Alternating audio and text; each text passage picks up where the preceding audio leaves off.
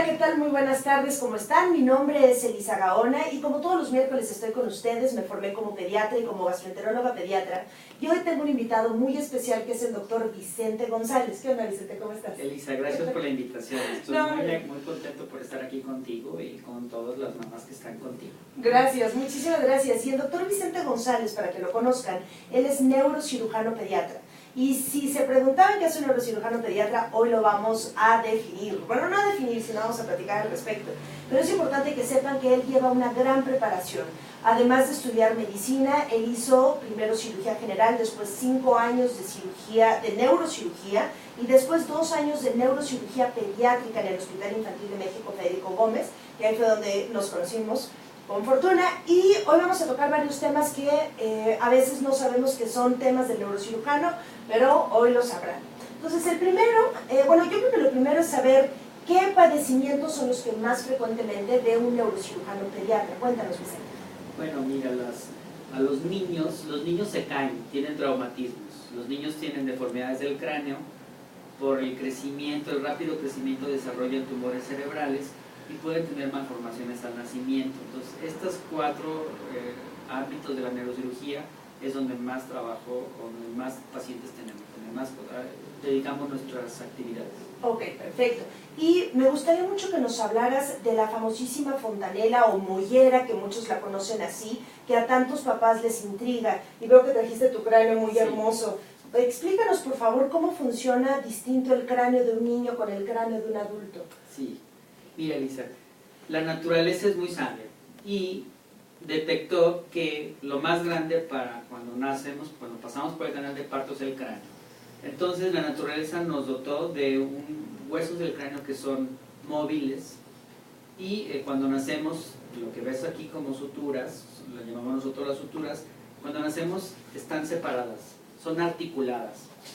Entonces, estas son las suturas, están articuladas, de manera que cuando es posible que pasemos por el canal de parto, no nos atoremos y no corra peligro ni la madre ni el producto. Perfecto, de quedarse atorados. La fontanela es la unión de las suturas coronales y sagitales, es lo que nosotros conocemos como la mollera. Perfecto. A las mamás les preocupa mucho la mollera porque la tocamos, la sentimos y tenemos miedo de cuando se cierra. Normalmente la mollera se cierra entre los 6 meses y el año y medio. ¿Y qué pasa si, o sea, por ejemplo, si se cierra antes o se cierra después? ¿Eso es un problema? Fíjate que normalmente no es ningún problema, porque como toda la naturaleza, hay personas que son más precoces y otras que son más tardías. Entonces puede ser perfectamente normal que una fontanela se cierre a los 3 meses o a los 4 meses, o que continúe abierta después del año y medio. En términos generales no representa ninguna enfermedad, pero sí probablemente justifique una valoración por algún especialista. Ok, y de ahí la pregunta sería, bueno, antes de desviarnos al cierre de las suturas, que fue la que nos enseñaste, la pregunta que siempre se hacen las mamás es, ¿puedo tocar la fontanela? ¿Qué hay eso de que se hunda? Y de todos estos remedios que a veces me parecen un poquito peligrosos para el bebé, de quererles deshundir la fontanela. ¿Qué nos puedes decir al respecto? Bueno, la verdad es de que la fontanela no se hunde, no le pasa nada. La naturaleza, como les comentaba, es muy sabia. Y no es necesario ni soplarles la boca, ni por colgarlos de cabeza, ni empujarles el paladar con el dedo para que la fontanela se hunde. La verdad es de que no requiere ningún cuidado especial, ni hay que estarla manipulando. Ni estarla tocando. Tampoco. Ok, y aquí también como parte de pediatría, no quiero que, porque eso también me preguntan muchas veces los padres, de que se asustan porque la fontanela se hunde un poco y creemos que está deshidratado.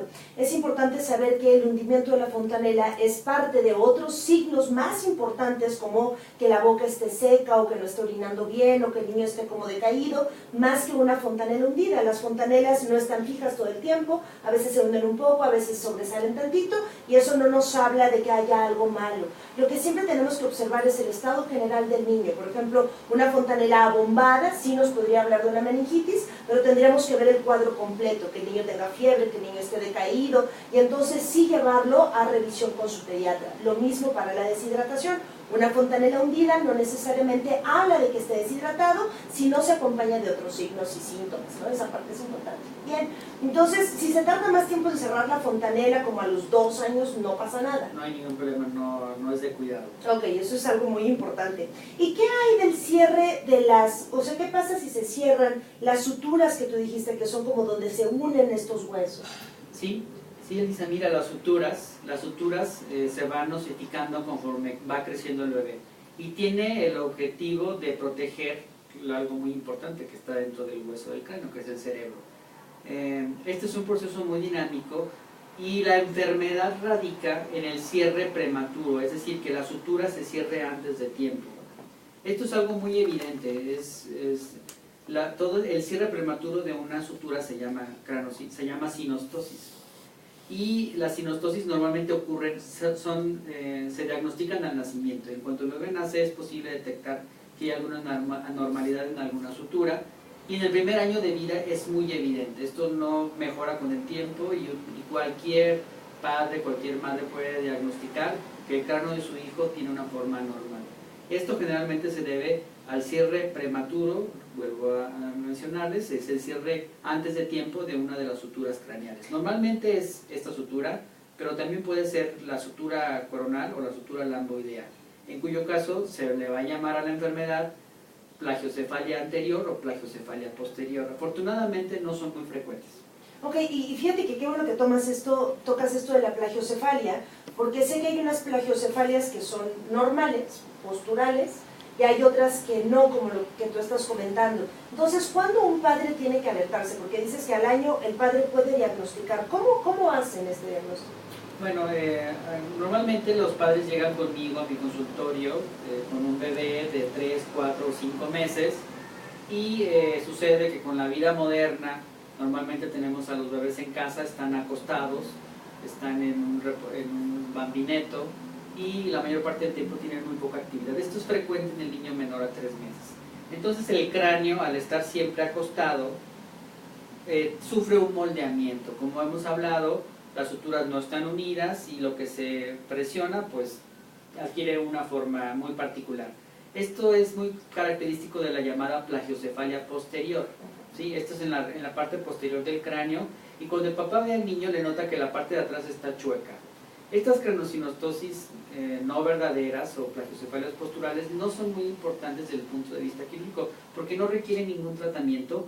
Cuando el bebé cumple más de 6 meses ya no se están quietos en su bambineto ni en la cama, quieren darse la vuelta, están levantando la cabeza. Entonces el cráneo ya no está en esta posición. Claro, todo el tiempo. El bebé tiene más actividad y no es necesario ninguna medida. Se han inventado algunos cascos para este tipo de enfermedades. Se les pone un casco y en vez de que el cráneo esté recargado sobre el bambineto, ahora hay un casco. Sin embargo, como les comenté, como el bebé se mueve después de 6 meses, es imposible que esté quieto. Ni que aguante el casco. Ni que aguante el casco. Claro, ¿no? entonces podemos decir que los cascos no están indicados para esto. No tienen alguna indicación. Simplemente sirven para que un padre se cure en salud, pero haga lo que el padre haga lo que haga, ese cráneo se va a moldear conforme pasa el tiempo. Claro, y después, bueno, nos crece el cabello y lo ocultamos. Pero y entonces estas otras craneosinostosis que sí son muy raras, pero que sí tenemos que ir a buscarte o buscar a un neurocirujano pediatra,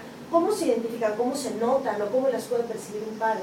El padre nos puede diagnosticar, en primer lugar, porque tienen unas formas muy características, no hay otras formas.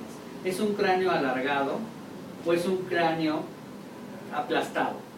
Y cuando el padre toca el cráneo, es posible que la sutura la toque y como un tope de una calle.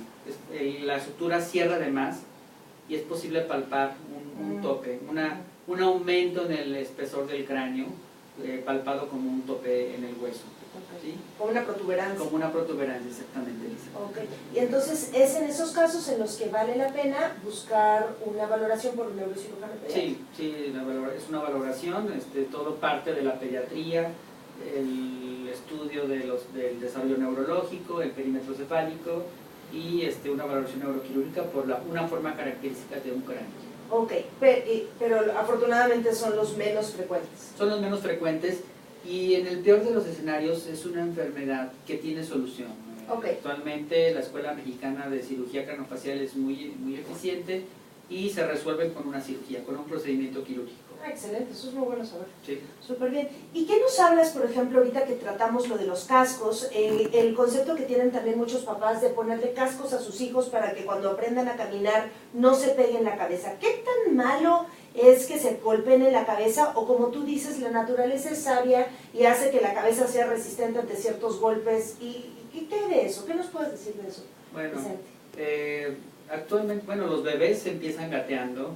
El gateo es una actividad neuromuscular muy intensa, muy importante para el bebé, y obviamente cuando empiezan a ponerse en pie y a dar sus primeros pasos, los bebés tienden a caerse. Normalmente no caen de cabeza, caen en sus brazos o en sus piernas. Las caídas de su propia altura no tienen la menor importancia, son aquellas caídas de las escaleras, 3 o 4 escalones, o las caídas de la azotea, o las caídas de la hamaca, que son muy frecuentes. ¿De la cama las caídas de la cama también pueden ser muy peligrosas, por supuesto. 30 centímetros para un bebé es un piso para un adulto. Entonces, este tipo de caídas son las que nos deben de llamar la atención. Pero las caídas al hacer su vida habitual para un bebé de 1 año, como pararse y caerse de sentón y pegarse en el borde de la cama, no tienen la menor importancia. ¿Qué es lo que tiene uno que vigilar? Pues tiene uno que vigilar el chipote, por supuesto, y algunos datos de alarma que les llamamos, que estos son el rechazo a los alimentos, el vómito y la irritabilidad que no se consuela, el llanto que no se consuela y el vómito en un bebé que ha sufrido una caída o un golpe. Son medidas de alarma que nos obligan a mandar a un bebé a una exploración. Sí. Claro, por supuesto, y a una exploración. Y también otro, bueno, es obviamente la pérdida del estado de alerta, ¿no? Por supuesto, sí. Que se quede inconsciente. Ok, pero si no hay esto, y ahorita que dijiste lo de los chichones, muchos me preguntan, es que si no le sale chichón es peligroso porque está por dentro, y si le sale un chichonote gigante es súper peligroso. ¿Qué hay de esto? O sea, ¿realmente el tamaño de un chichón o su ausencia o presencia nos puede hablar de algo? ¿O son más bien los signos de alerta, los síntomas de alerta los que nos tienen que tener en atención? Un chipote es un aumento de volumen que está por fuera del cráneo, y un golpe pequeño, un golpe fuerte pueden dar el mismo tamaño de chipote. Ok, perfecto. Entonces, el chipote no tiene la menor importancia porque esto defendió lo que estaba dentro del cráneo, que es el cerebro. Y cuando el cerebro está lastimado, tenemos alteraciones del estado de alerta, estamos somnolientos, estamos irritables porque les duele. Uno puede decir que les duele, pero un bebé de 1 año no puede, simplemente está irritable, no se consuela, rechaza el alimento y todo lo que come lo vomita. Claro, y es ahí entonces cuando tenemos que llevarlo a buscar atención médica. Y de hecho, si quieren, bueno, 2 datos importantes también es, si el niño se cayó, se pegó en la cabeza, lloró, muchas veces después de esto les da sueño. Entonces, no pasa nada que lo dejen dormir, lo pueden dejar dormir, solo se sugiere a lo mejor despertarlo a los 15, 20 minutos para ver que despierte bien. Sí. Y, pero no prohibirles el sueño porque luego van a estar todavía más irritables. Y la otra cosa que también cabe la pena mencionar es las camas deberían ir en el piso. O sea, no, por ejemplo, si dormimos con nuestro hijo, es muy frecuente que nos quedemos dormidos, o aunque le pongamos barreras con almohadas, que el niño salte esas barreras y entonces ocasionemos un accidente. Se pueden pegar, obviamente, contra el suelo o contra burós. Entonces, yo sugiero la cama al piso, incluso, no soy, bueno, no sé tú, pero ya hasta cierta edad, muy fan de las cunas con barrotes altos, porque lo que me ha pasado, y no sé si a ti te ha pasado, es que luego se dan como el salto del tigre de la cuna y acaba siendo más riesgoso. Entonces del piso no pasa, entonces a veces una cama en el piso con todas las medidas de seguridad en el cuarto me parece que es mejor opción. Y cuidar las escaleras, por favor, toda escalera tiene que tener su puerta, su barrera de protección. Y obviamente los datos de alarma que ya nos comentaste que me parecen muy importantes. Y aquí me surge a mí una duda, y si hubiese, o sea, ya llegamos al hospital porque hubo un dato de alarma, ¿se toma radiografía o tomografía? Pues nos da más información una tomografía, con un poco, el problema con las radiografías y la tomografía son que dan cierta cantidad de radiación. Okay. En radiación sobre un ser humano, en un evento que lo justifica, por ejemplo una caída de una escalera, pues entonces da más información una tomografía simple de cráneo, porque en un segundo podemos diagnosticar lesiones cerebrales o coágulos que ponen en peligro la vida Entonces, la sugerencia es de inicio una tomografía simple. Claro, pero si fue una caída, incluso que a lo mejor se cayó de la cama, pero el niño está perfecto, se consoló, no está irritable, no tiene ningún dato de alarma, nos podemos ahorrar todo, nada más vigilarlo. Sí, así es. Sí, perfecto. Ok, y cuéntanos también, nos estábamos comentando un poco acerca de la, ¿cómo estás?, de la hidrocefalia. La hidrocefalia, bueno, el ser humano, la forma en la que se evoluciona el cerebro del ser humano tiene muchas características difíciles de explicar en una sesión tan corta, pero sucede que el líquido cerebral envuelve al cerebro y hace que esté flotando. Hay muchas enfermedades que afectan este líquido cefalorraquídeo, así se llama, y que pueden causar hidrocefalia. La verdad es de que en más de 50 años solamente tenemos dos alternativas de tratamiento. Una es colocando una válvula de derivación ventriculoperitoneal y la otra es haciendo un procedimiento endoscópico, que ambos procedimientos son efectivos, tienen sus indicaciones y tienen su mayor o menor posibilidad de éxito. Ok, y hace una mamá una pregunta, dice: buen día, mi hijo tiene discapacidad múltiple grave, ha tenido 6 cambios de válvula peritoneal en sus 4 años de vida por la hidrocefalia y tiene varios problemas que nos menciona, y nos pregunta: ¿qué opinan de los tratamientos con células madre, los cuales prometen regenerar neuronas, tejidos e incluso órganos? Pues de momento con las células madre y el desarrollo neurológico, la verdad es de que no hay ninguna información relevante, todo es estudio experimental y no hay mayor beneficio de utilizar células madre. Los máximos beneficios para un paciente, para un bebé como el que usted nos platica, probablemente sean lo que usted ha hecho como mamá, estar al pendiente de su hijo, la rehabilitación, la estimulación, el manejo de hidrocefalia con cirugías endoscópicas, por ejemplo, o la liberación de ligamentos o tendones por algunos procedimientos muy específicos que buscan disminuir el tono muscular para que el bebé tenga mayor movilidad. Más como rehabilitación, sí, que con estas curas milagro que ahorita todavía están muy en proceso de estudio, sí, ¿no? Y que no pueden prometer tanta cosa. Ok, Vicente, déjame ver nada más si tenemos algún comentario que nos estén haciendo en el momento. Ay, tenemos aquí mucho. Dice, vamos a ver. Ok, dice Nina: mi bebé de 10 meses se cayó de la cama, pero no tuvo ningún síntoma. Es más, su llanto fue mínimo, pero a las horas apareció un megachichón, por lo cual lo llevamos al hospital y resultó con fractura lineal desde la sien hasta atrás y con un derrame interno pequeño, que afortunadamente se le resolvió. Eso fue hace 2 meses y está bien.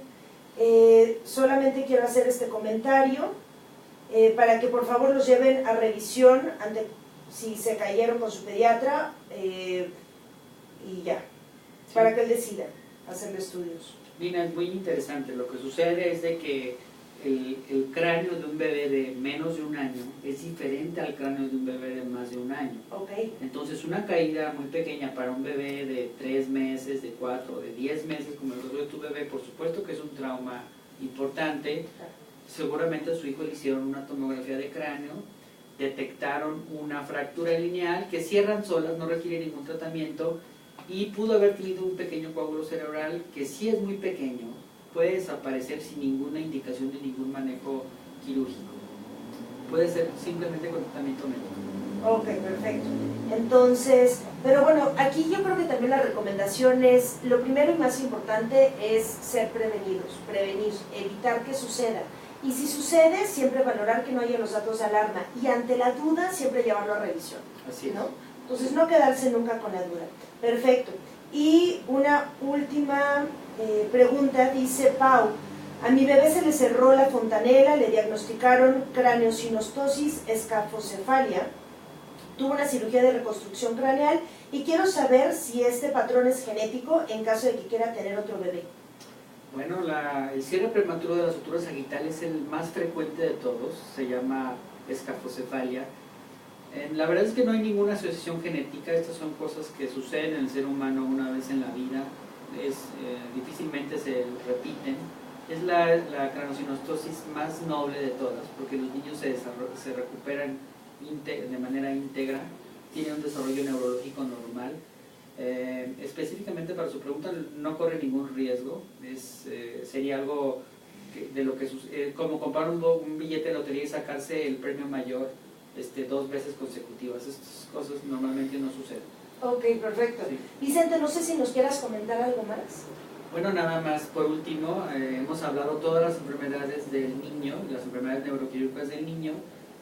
La última que me faltaría hablar es sobre los tumores cerebrales. Claro. El cerebro del ser humano crece tanto en el primer año de vida, en los primeros 3 años de vida, donde un pequeño error en este crecimiento puede generar un tumor cerebral. De hecho, a los niños les dan tumores de la sangre, linfomas o leucemias, y les dan tumores cerebrales. Normalmente un padre puede diagnosticar que su hijo puede tener un tumor cerebral porque tienen dolor de cabeza, irritabilidad, vomitan y tienen alteraciones para caminar. Ellos caminan como borrachitos, ampliando la base de sustentación, una marcha desequilibrada y pueden tener crisis convulsivas. Estos 5 datos son los datos de alarma para buscar alguna atención neurológica especializada. Ok, qué bueno que lo comentas porque eso es muy importante y sobre todo porque aquí la intención de hacer estos videos es que ustedes como padres puedan ser los primeros que detecten y lleven de manera temprana a sus hijos al pediatra o en este caso al neurocirujano pediatra.